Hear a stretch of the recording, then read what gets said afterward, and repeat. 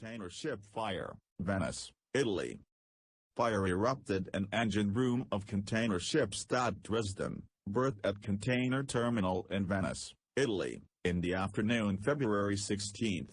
Engine room was sealed and filled with CO2, fire engines were called, more than 30 firefighters were engaged in extinguishing fire and eliminating the consequences. Understood crew or part of crew were evacuated. Fire most probably is extinguished as of 1700. Reportedly, fire started in generator's compartment.